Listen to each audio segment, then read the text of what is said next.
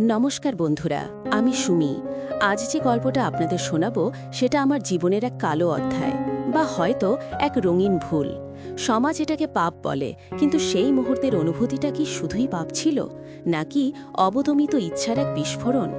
গল্পটা শুরুর আগে আপনাদের কাছে অনুরোধ, আমাদের চ্যানেলটি সাবস্ক্রাইব করে পাশের বেল আইকনটি ক্লিক করুন।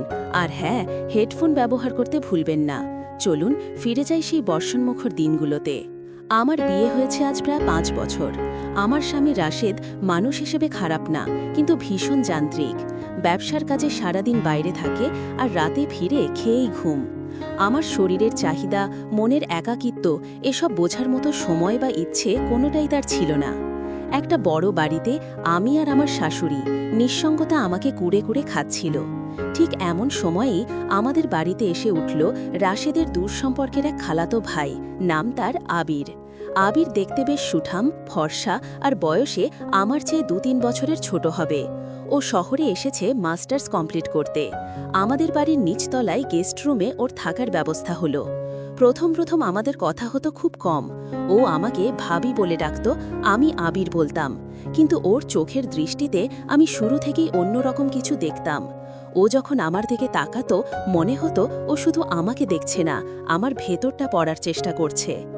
একদিন দুপুরে শাশুড়িমা ঘুমাচ্ছিলেন, আমি ছাদে গিয়েছিলাম কাপড় শুকাতে। হঠাৎ আকাশ কালো করে মেঘ জমল, বাতাস শুরু হলো। আমি তাড়াতাড়ি কাপড়গুলো তুলছিলাম। ঠিক তখনই আবির ছাদে এলো। ও বলল, ভাবি সাহায্য করব? আমি বললাম, না, হয়ে গেছে প্রায়। বাতাসের তোড়ে আমার শাড়ির আঁচল বারবার খসে পড়ছিল, আমি সামলাতে পারছিলাম না। হঠাৎ দমকা হাওয়ায় আমার ভেজা চুলগুলো মুখে এসে পড়ল। আবির এগিয়ে এসে আমার মুখের ওপর থেকে চুলগুলো কানের পিঠে গুজে দিল। ওর আঙুলের স্পর্শ আমার গাল ছুঁয়ে গেল। আমার শরীরটা কেমন যেন কেঁপে উঠল। আমি ওর চোখের দিকে তাকালাম। সেই দৃষ্টিতে এক অদ্ভুত নেশা ছিল। ও ফিসফিস করে বলল, ভাবি তোমাকে আজ খুব সুন্দর লাগছে। আমি কোনো কথা বলতে পারলাম না। তাড়াতাড়ি কাপড় নিয়ে নিচে নেমে এলাম, কিন্তু বুকে তখন ধড়ফড়ানি শুরু হয়ে গেছে। নিজেকে আয়নায় দেখলাম, আমার গাল লাল হয়ে আছে।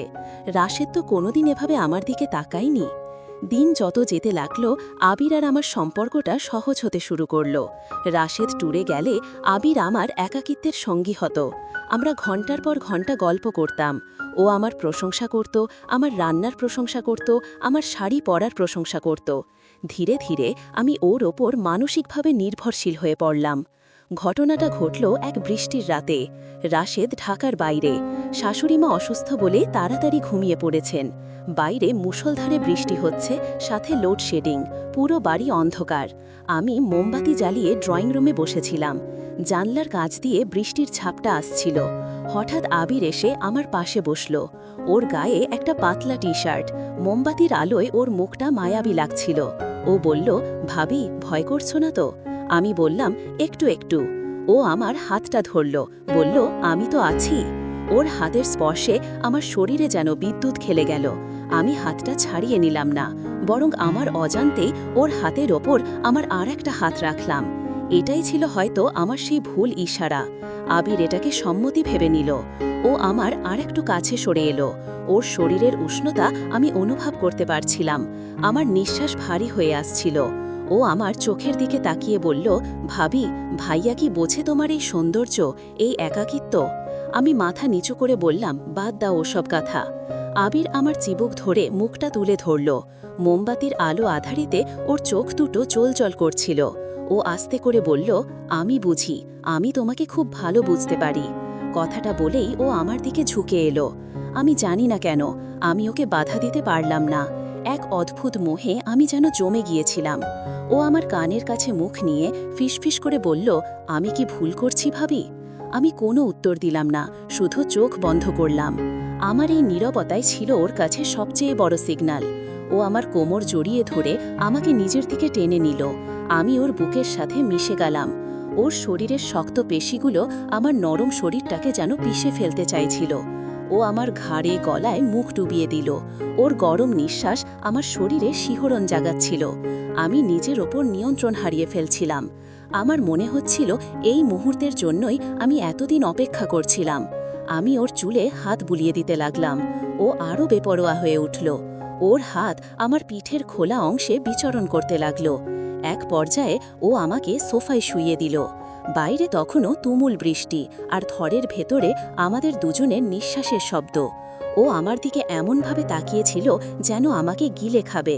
আমি অস্ফুট স্বরে বললাম, আবির, এটা ঠিক হচ্ছে না, কিন্তু আমার গলা দিয়ে কোনো জোর বের হলো না। ও আমার ঠোঁটে আঙুল রেখে বলল, আজ কোনো ঠিক বেঠিক নেই, আজ শুধু তুমি আর আমি। সে রাতে আমরা সব সীমা অতিক্রম করেছিলাম, সমাজ, সংসার, সম্পর্ক সব ভুলে গিয়েছিলাম। সেই রাতে আমি আমার স্বামীর কাছে যা পাইনি, আবিরের সেই উথাল পাথাল ভালোবাসায় তা খুঁজে পেয়েছিলাম। কিন্তু সকাল হতেই শুরু হলো আমার অনুশোচনা, আর আবির, ও যেন আমাকে ব্ল্যাকমেইল করতে শুরু করলো ওর সেই ভালোবাসা দিয়ে। ও বারবার সেই রাতের কথা মনে করিয়ে দিত আর আমাকে আবার কাছে রাখত। আমি ফেঁসে গিয়েছিলাম এক ভুল ইশারার জালে, যেখান থেকে বের হওয়ার কোনো রাস্তা আমার জানা ছিল না। আজ আবির নেই, ও চলে গেছে, কিন্তু আমার মনে সেই দাগটা রয়ে গেছে। বন্ধুরা, এক মুহূর্তের দুর্বলতা কিভাবে একটা সাজানো জীবনকে এলোমেলো করে দিতে পারে, আমার জীবন তার প্রমাণ।